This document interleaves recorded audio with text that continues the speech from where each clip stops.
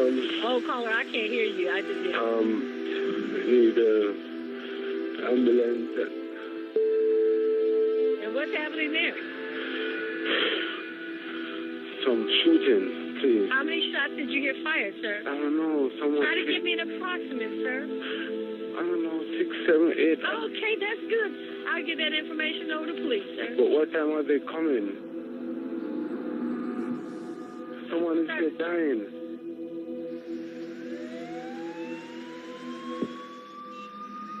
À Chicago, la violence fait partie du quotidien. Mais cet appel est passé depuis un quartier que bon nombre d'habitants considèrent comme une zone préservée. Parmi eux, l'ancien enquêteur John Corollis et le sergent Michel Wood. Ce qu'on a découvert sur la scène de crime ne correspondait pas à ce que je m'attendais à trouver. C'était dans un immeuble résidentiel tout neuf, dans les beaux quartiers de la ville. On est monté au 4e étage. L'entrée de l'appartement était au fond du couloir. La porte était grande ouverte. De là où j'étais, je voyais l'intérieur de l'appartement. Il y avait du sang partout. Les murs blancs étaient devenus écarlates. J'ai compris que c'était très grave.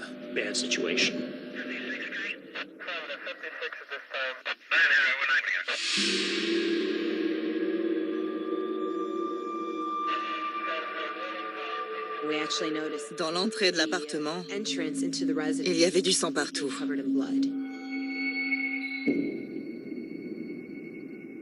Les enquêteurs se rendent dans la chambre où le corps d'une femme a été découvert.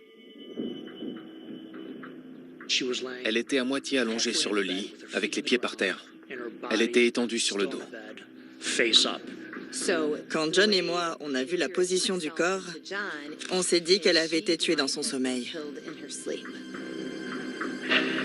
Elle avait une plaie par balle à la tête et plusieurs blessures à l'arme blanche sur le thorax. Sur le mur, on a repéré un impact de balle. Le projectile avait traversé la tête de Lee et il avait pénétré le placo dans le mur. Quand on découvre un cadavre, la victime a souvent été tuée par balle ou à l'arme blanche, mais jamais les deux. C'est de l'acharnement. Ça nous a retournés. C'était un crime très violent.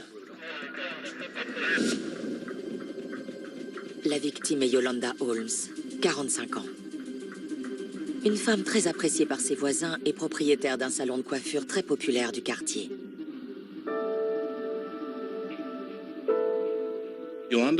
Les gens allaient au salon de Yolanda pour se faire beau et se sentir bien.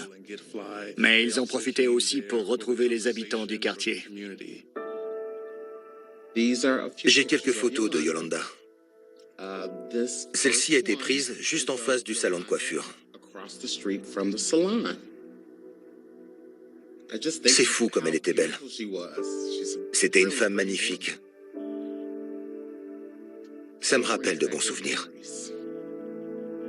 Sur cette photo-là, on voit vraiment l'essence de sa personnalité.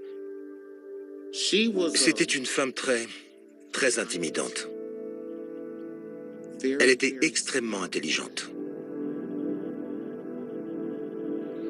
Tandis que la police scientifique passe l'appartement au peigne fin, les enquêteurs tentent d'en savoir plus sur la seconde victime de l'agression. Dans la matinée, un homme a appelé les secours. I'll get that information over to police, sir. But what time are they coming? Someone is here dying. À l'arrivée des premiers secours, l'homme a des blessures à l'arme blanche au niveau de la tête et des mains. Il est transporté à l'hôpital, mais ses jours ne sont pas en danger. Les enquêteurs ne peuvent pas l'interroger tout de suite. Mais une autre personne arrive sur la scène de crime. Kwame Wilson, 22 ans, le fils de Yolanda. Quelqu'un avait prévenu Kwame et il est arrivé sur les lieux. Il avait grandi dans le salon et sa mère était coiffeuse. Alors, il prenait soin de ses cheveux. Il voulait devenir acteur ou star du rap. Chez nous, c'est comme ça. Les enfants sont élevés par toute la communauté. C'était notre fils à tous, le bébé du salon. C'est comme ça qu'on l'appelait à l'époque. On a tous apporté notre soutien à Kwame. Je me suis dit qu'il gérait bien la situation. Chacun a sa manière de surmonter un deuil. On n'arrivait pas à croire que quelqu'un ait pu tuer Yolanda. J'étais sous le choc. Je me suis dit que c'était un cauchemar, c'était pas possible. On était perdus. Les rumeurs circulaient dans le quartier. À chaque fois qu'il y avait un drame, que ça arrive à l'épicerie, au supermarché, chez le coiffeur ou n'importe où ailleurs, tout le monde en parlait. Au début, on s'est dit que c'était un cambriolage, que quelqu'un avait voulu braquer le salon. Et puis quand on a appris qu'elle était morte chez elle, il y a eu des rumeurs sur son compagnon. Tout le monde avait sa petite idée. On a compris qu'il ne fallait pas écouter les ragots. Toutes ces rumeurs déformaient la vérité.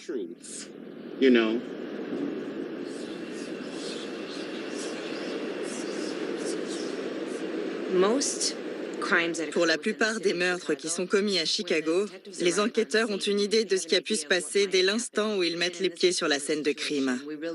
Mais là, on n'en savait rien. C'était un vrai mystère.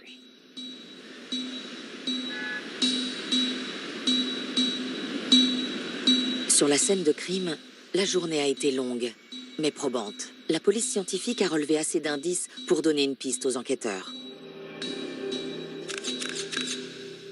Dans le couloir, on a trouvé des liasses de billets. C'était peut-être un cambriolage qui avait mal tourné. On a trouvé des écouteurs tachés de sang. On a envoyé les écouteurs au labo pour une analyse ADN. La victime avait reçu une balle dans la tête et des coups de couteau. Donc on a cherché une arme à feu et une arme blanche. On a trouvé un pistolet qui devait être l'arme du crime. Mais il était détruit. Il s'était ouvert et le cylindre était décroché. Malheureusement, il y a trop de sang sur l'arme pour relever les empreintes digitales. On a trouvé un set de couteaux de cuisine. Pendant qu'on essayait de voir lequel avait pu causer les blessures de la victime, je me suis tout de suite rendu compte qu'il manquait un couteau. Les enquêteurs entament ensuite un ratissage des alentours de l'immeuble. L'immeuble était très sécurisé. Il fallait passer par 2 portes verrouillées pour entrer dans la résidence. Il y avait des caméras de surveillance à l'extérieur de l'immeuble. Elles donnaient sur le trottoir, juste en face de l'entrée principale. Face à l'entrée de l'immeuble, sous les rails du métro aérien, les enquêteurs découvrent un passage. Le tueur aurait pu passer par là pour se débarrasser des preuves. Les poubelles étaient remplies à ras-bord. On a fouillé les poubelles une par une. Il n'était pas question de laisser l'arme du crime dans la nature. Si on avait une chance de la trouver, il fallait mettre la main dessus. Les éboueurs devaient passer le lendemain, donc les ordures n'étaient pas encore parties à la décharge. Mais on n'a jamais trouvé le couteau. Les enquêteurs retournent sur la scène de crime bredouille. Sur place, ils trouvent Curtis, qui fréquente Yolanda par intermittence. Curtis avait une grave blessure à la tête et des lacérations sur les mains. Le sang retrouvé dans le couloir était en fait celui de Curtis. Il était le seul survivant de cette effraction qui avait tourné au drame. C'était le seul à pouvoir nous raconter les événements. Ce soir-là, le couple est sorti dans un bar. En rentrant à l'appartement, ils auraient eu des rapports sexuels avant de s'endormir. Curtis nous a raconté qu'il était au lit avec Yolanda quand il a été réveillé par un coup de feu. Il s'est réveillé en sursaut et il a vu un homme armé dans l'embrasure de la porte. Ensuite, il a eu une altercation avec l'homme qui avait tiré sur Yolanda. La plupart des éléments de son histoire ne tenaient pas debout. Il n'y avait pas de traces d'effraction et on ne comprenait pas pourquoi Curtis avait été épargné. Les réactions de Curtis étaient étranges, ça a éveillé nos soupçons. On n'arrêtait pas de lui demander ce qui s'était passé, et il nous répondait « La police, c'est vous, à vous de me le dire ».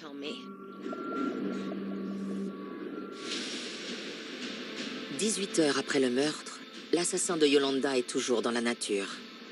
Les enquêteurs ont très peu d'éléments. Ils ne peuvent se fier qu'à leurs soupçons.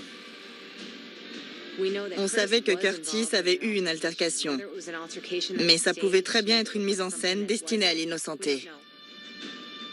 La clé de cette énigme se cacherait-elle à l'intérieur de l'immeuble? On était rassurés de savoir qu'il y avait des caméras dans l'immeuble. On allait pouvoir vérifier les déclarations de Curtis.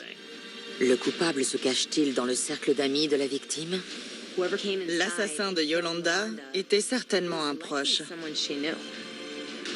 Les membres de la famille, les amis, les petits copains, ont soupçonné tout le monde.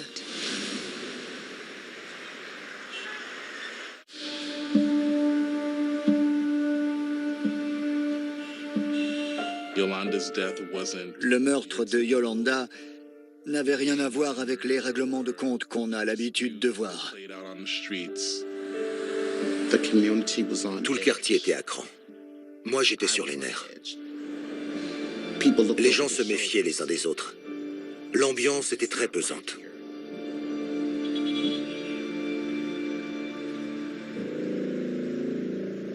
« 18 heures après le meurtre de Yolanda, la rumeur se répand comme une traînée de poudre.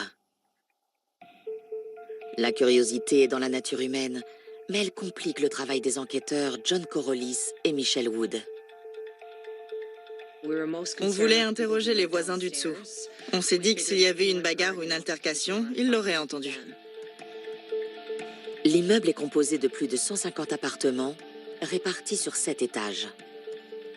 Les voisins étaient hostiles. Les gens n'aiment pas parler à la police. Les voisins du dessous refusaient de nous répondre. Mais on n'a pas laissé tomber. La femme qui vivait juste en dessous de l'appartement de Yolanda nous a dit qu'elle avait cru entendre une chaise tomber au milieu de la nuit. Mais ça ne voulait rien dire. Il nous fallait plus de détails. On a quadrillé tout l'immeuble. Yolanda avait été tuée d'un seul coup de feu, mais le tueur avait tiré d'autres balles qui s'étaient fichées dans la tête de lit et dans le mur. On a interrogé tous les voisins proches de l'appartement de Yolanda. Bizarrement, personne n'avait rien entendu. Est-ce que les gens refusaient de nous parler parce qu'ils étaient mal à l'aise ou parce qu'ils avaient quelque chose à cacher? Au cours de l'enquête de voisinage, les deux enquêteurs découvrent que les proches de Yolanda ont leurs propres soupçons.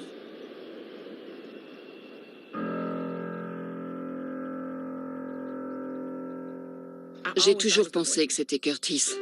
Je voyais pas d'autres suspects possibles. J'ai entendu des rumeurs à propos de son compagnon, Curtis. J'y ai cru. J'y ai cru parce que j'avais entendu parler de leurs disputes et de leurs altercations.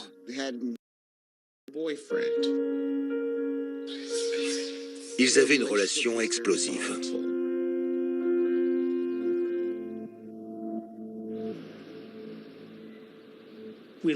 La famille de Yolanda nous a dit qu'elle s'était disputée avec Curtis pendant une fête, un mois plus tôt. Le couple s'était séparé. Ils se seraient disputés à cause des crises de jalousie de Curtis. La police était intervenue pour obliger Curtis à quitter les lieux. Je me suis demandé s'il n'avait pas voulu se venger. Est-ce qu'il s'était senti humilié au point de s'en prendre à elle? Pour nous, c'était une bonne piste. S'il avait été violent par le passé, il avait très bien pu aller trop loin.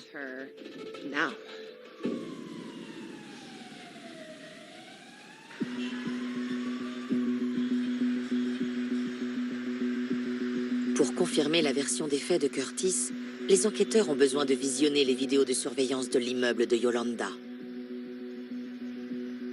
Le seul moyen d'entrer dans l'immeuble de Yolanda, c'était de passer par la porte qui donnait sur la rue. Si le tueur était entré et sorti par la porte de l'immeuble, les caméras l'avaient forcément filmé. Les vidéosurveillances sont contrôlées par le gardien de l'immeuble, Monsieur Darrell.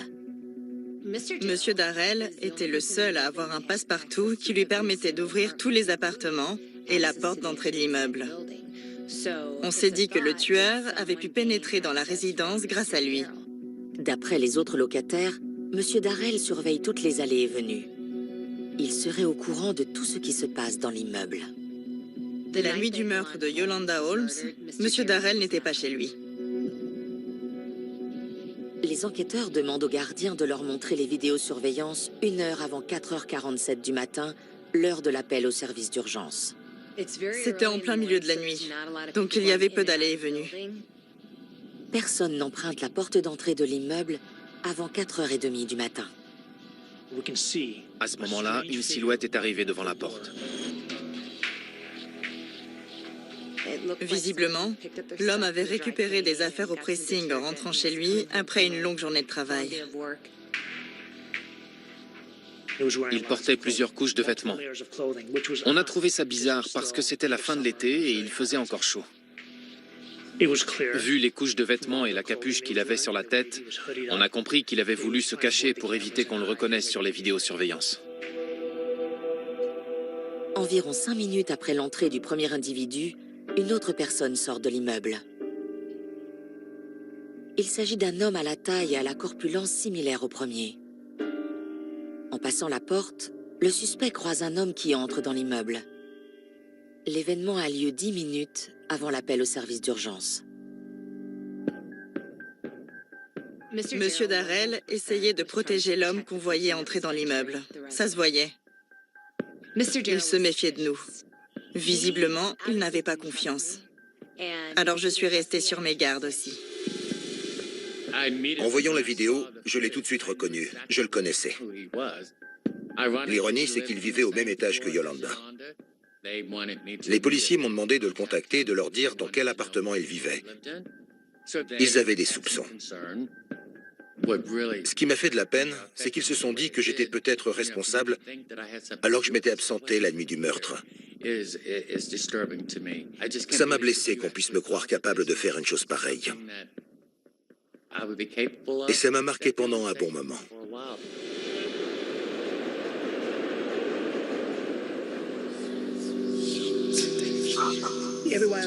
Tout le monde accusait tout le monde. Est-ce que c'était un tel ou un tel? Est-ce que c'était un noir ou un blanc? C'était horrible.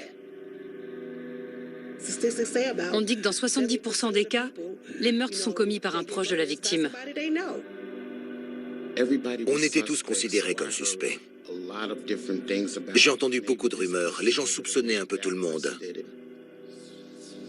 Yolanda était très intelligente et très pudique. Elle n'accordait pas sa confiance facilement. Pour moi, son assassin était forcément quelqu'un qu'elle avait laissé entrer dans son cercle d'amis proches. Il n'y avait pas d'effraction. Donc c'est quelqu'un qu'elle connaissait. C'est ce qu'on s'est tous dit. Elle a dû ouvrir la porte à son assassin.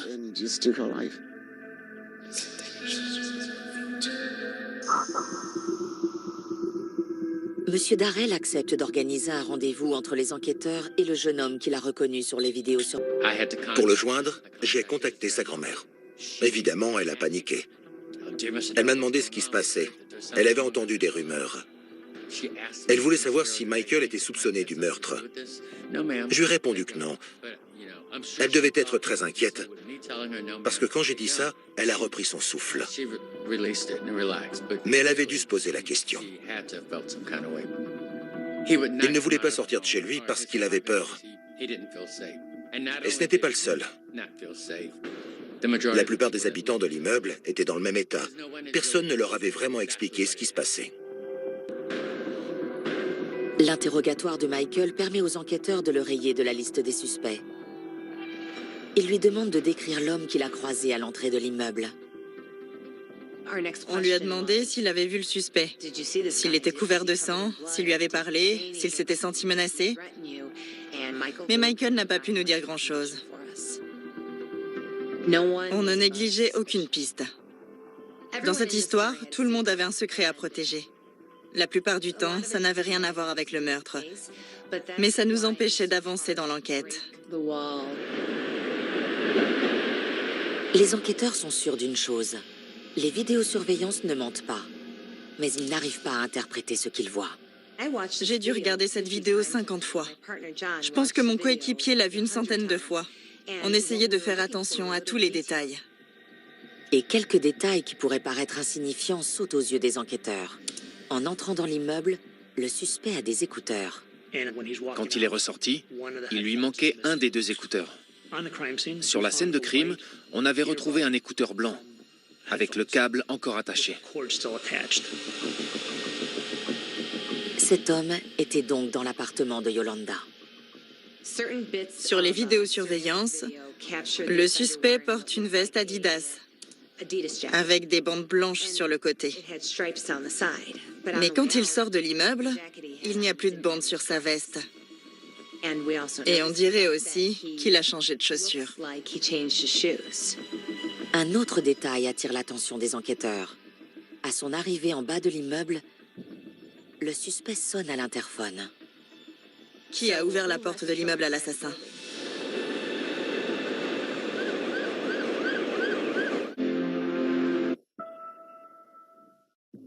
Beaucoup à la vie de quartier, donc tout le monde la connaissait. Les enquêteurs découvrent que l'ex-mari de la victime, le père de Quo-Main, est un homme violent.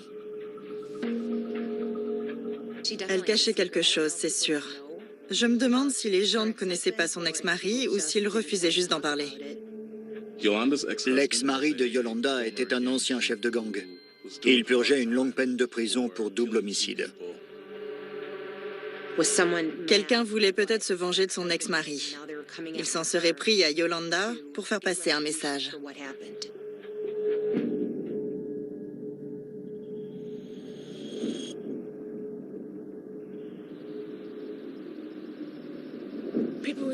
Les gens se demandaient si elle avait été piégée, si c'était un tueur à gages ou un copain jaloux. Tout le monde avait sa théorie. On envisageait toutes les possibilités. Les rumeurs allaient bon train. Même si Yolanda était devenue une femme d'affaires, elle gardait des liens avec certains membres de la pègre. Des gens qui traînaient dans les bas-fonds de Chicago. On savait qu'il y avait un tueur dans la nature. On faisait tous attention. On évitait de se déplacer seul. On suivait tous les conseils qu'on nous donne quand il y a eu un meurtre, une agression ou un viol dans un quartier.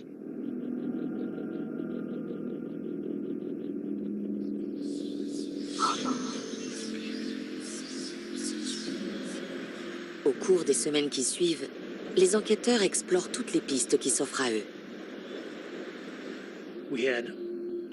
On avait un pistolet noir retrouvé en morceaux sur le sol de la chambre et on avait l'écouteur trouvé dans le couloir. On a prélevé des échantillons d'ADN sur l'écouteur. Le profil génétique a été comparé à la base de données nationale. Il ne correspondait à rien. Les enquêteurs tentent également d'interroger l'ex-mari de Yolanda, mais ils refusent de les voir. Quand on demande à parler à un détenu, s'il refuse de sortir de sa cellule, on ne peut pas le forcer. Les mois se succèdent sans aucune nouvelle piste. À l'approche du premier anniversaire de la mort de Yolanda, les habitants du quartier commencent à perdre patience. Dans les affaires de meurtre, je pense que les gens ont besoin d'avoir le fin mot de l'histoire. Surtout quand tout le monde s'accorde sur le fait que la victime ne méritait pas ce qui lui est arrivé. Si le temps passe sans que justice soit faite, les soupçons prennent de plus en plus de place. Une question taraude les enquêteurs depuis le premier jour. Comment l'assassin est-il entré dans l'appartement de Yolanda? On savait que le tueur était entré dans l'immeuble grâce à Yolanda ou Curtis. Alors on a épluché leur relevé téléphonique. Il fallait qu'on sache qui avait ouvert la porte au tueur. À l'automne 2013, un an après la mort de Yolanda, les enquêteurs obtiennent enfin les relevés téléphoniques. Ils découvrent une nouvelle piste. Quand on épluche des relevés téléphoniques, ça ne se passe pas comme les gens ont tendance à le croire. À l'époque, je recevais une pile de relevés épaisse comme ça, et je vérifiais tous les numéros un par un. Ensuite, on demandait la triangulation des appels qui avaient été passés. En 2013, ce n'était pas aussi rapide qu'aujourd'hui. On recevait des coordonnées GPS qu'il fallait taper dans Google Maps pour trouver l'endroit d'où l'appel avait été émis. On ne nous donnait pas l'adresse précise. L'analyse des données téléphoniques prenait des heures et des heures de travail minutieux. Il y a un code pour les envois de SMS, un autre pour les appels qui tombent sur la messagerie.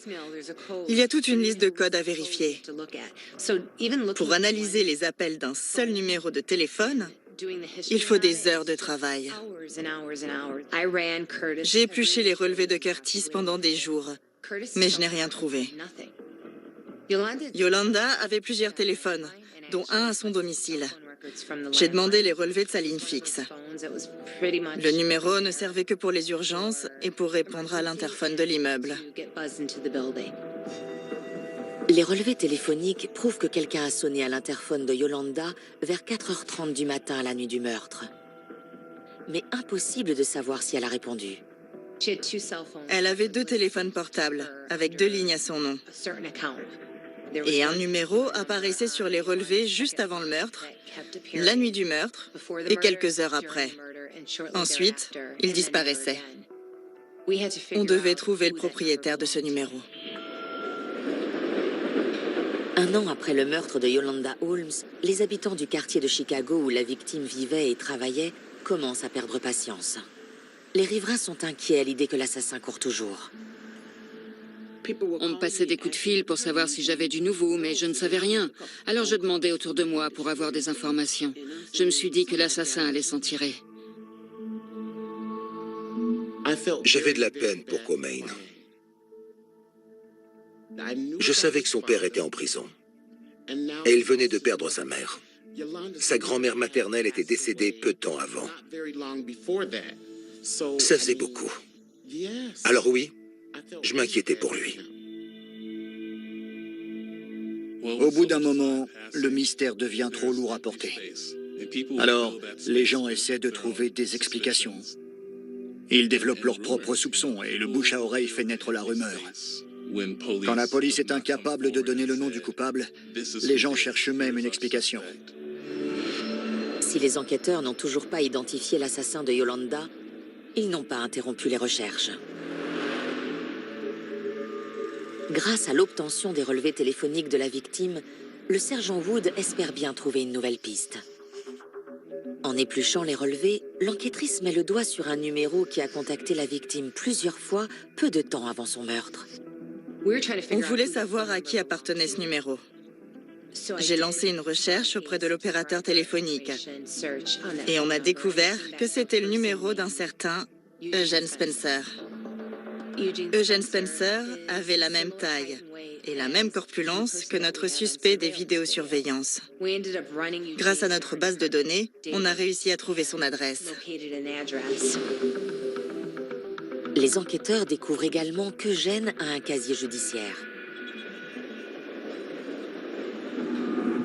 En décembre 2013, le suspect est convoqué au poste de police où il est interrogé. J'ai demandé à Eugène s'il était déjà entré dans l'immeuble où Yolanda avait été tuée. Il m'a dit « Vous parlez de la femme qui s'est fait tuer ? Quelle histoire de merde, hein ?» Il avait l'air de savoir où était l'immeuble, mais il a dit qu'il n'y était jamais allé. Le sergent Wood pousse Eugène dans ses retranchements.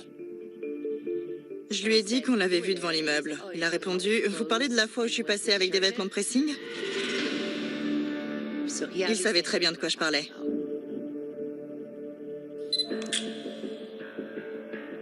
Notre seule preuve matérielle, c'était l'ADN prélevé sur l'écouteur qu'on avait retrouvé sur la scène de crime. Cet ADN était le sien. Face à la preuve irréfutable de sa présence dans l'appartement de Yolanda, les mensonges d'Eugène ne tiennent pas la route. Au départ, Eugène a nié toute implication dans le meurtre de Yolanda Holmes. Ensuite, il a avoué qu'il avait participé à un cambriolage. Eugène finit par avouer qu'au cours du cambriolage, il a tiré sur Yolanda. Sur le moment, je me suis dit, sérieusement, il est en train d'avouer ? On l'a interrogé pendant une bonne heure et il a avoué le meurtre. Mais dans les aveux d'Eugène, quelque chose ne colle pas. On avait la confirmation qu'Eugène était responsable du meurtre de Yolanda, mais on ne savait toujours pas comment il était entré dans l'immeuble et dans l'appartement de la victime. Comment il avait fait pour rentrer?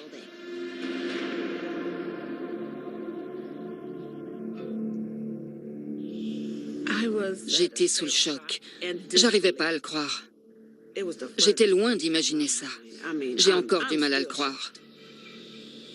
Je me suis dit que le monde ne tournait vraiment pas rond. Cette histoire, c'était vraiment pas logique. Pour être honnête, j'ai toujours du mal à comprendre.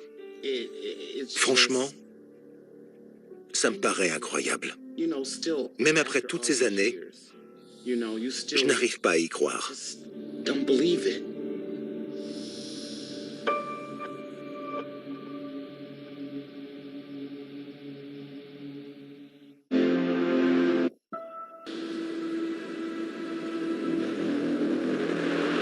Il leur aura fallu 1 an. Mais Michelle Wood et John Corollis pensent avoir enfin trouvé l'homme qui a tiré une balle dans la tête de Yolanda Holmes. On savait qu'Eugène était impliqué dans le meurtre de Yolanda Holmes, mais on n'arrivait toujours pas à déterminer comment il était entré dans l'immeuble. Le sergent Wood pousse Eugène dans ses retranchements. Elle veut savoir qui lui a ouvert la porte de l'appartement de Yolanda. Il nous a fallu plus d'1 an pour boucler cette enquête. Et pendant ce temps-là, les gens s'accusaient les uns les autres. Tout le monde soupçonnait tout le monde. Les enquêteurs sont déterminés à découvrir la vérité. Tous les proches de Yolanda accusaient quelqu'un d'autre. On n'arrivait pas à s'y retrouver. Et finalement, le coupable était sous notre nez depuis le début. Eugène est au pied du mur. Il accepte enfin de raconter aux enquêteurs ce qui est arrivé la nuit du 2 septembre 2012. Eugène nous a tout raconté en l'espace de 45 minutes. Et toutes les pièces du puzzle se sont assemblées. Celui qui avait tout prévu, le cerveau de ce plan, c'était le fils de Yolanda.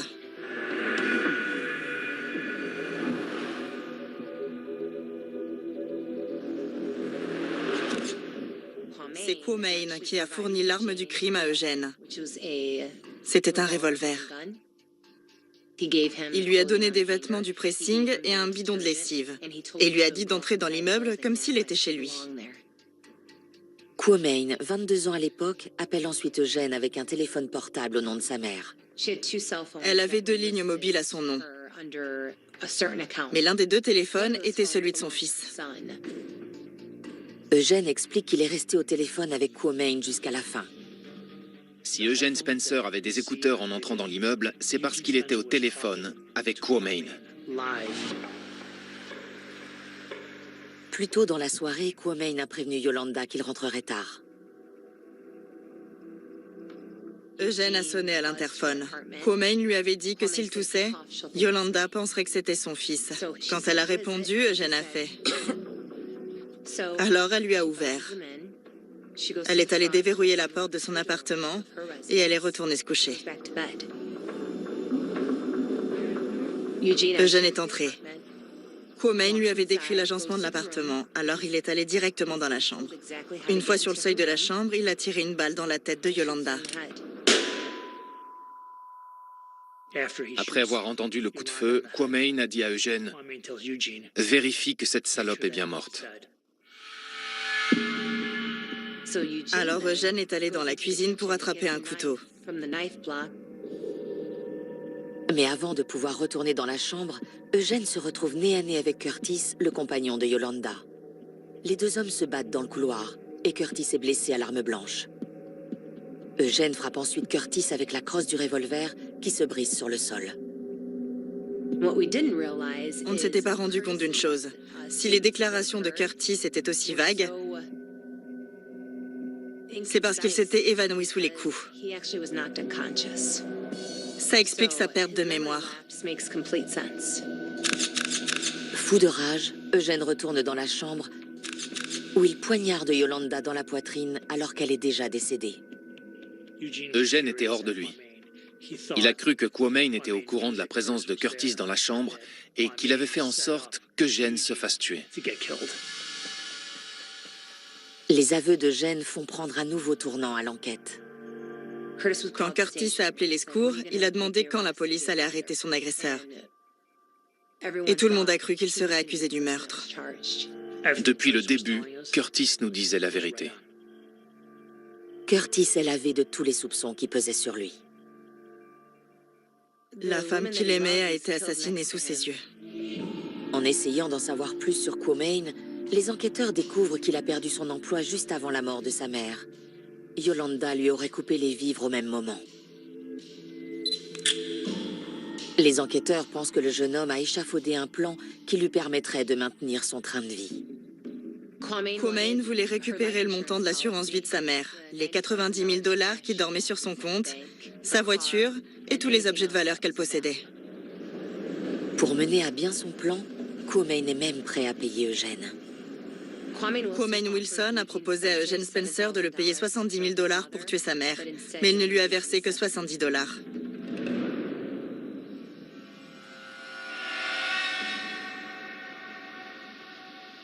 En décembre 2013, 1 an et 3 mois après le meurtre de Yolanda, son fils Quamain est convoqué au poste de police. Au début, il avait l'air de penser qu'il pourrait s'en sortir avec une pirouette. Mais le suspect change d'attitude lorsqu'il comprend que son ami Eugène a tout avoué à la police. À un moment, pendant l'interrogatoire, on était face à face, dans un silence de mort. Je l'ai regardé et je lui ai dit « Qu'est-ce qui ne va pas chez toi ?» Cette femme lui avait tout donné. Il n'avait jamais manqué de rien. Il n'avait aucune raison de la tuer. I do this for real, bro. I don't got no problem with giving back, man. I'm the only one out here with a show that's actually giving back, you feel me? And I got proof to show it, you feel me? La mort de sa mère lui a profité. Il a hérité de son argent et il l'a distribué à tous les gens qu'il appelait ses fans. Quamain Wilson est inculpé du meurtre.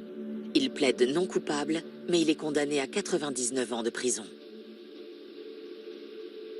De son côté, Eugène Spencer est condamné à 100 ans de réclusion. Dans le quartier de Chicago où vivait Yolanda, la nouvelle ne tarde pas à se répandre. L'adolescent qui allait chercher ma fille à l'école. J'arrivais pas à le croire. J'ai toujours du mal à y croire.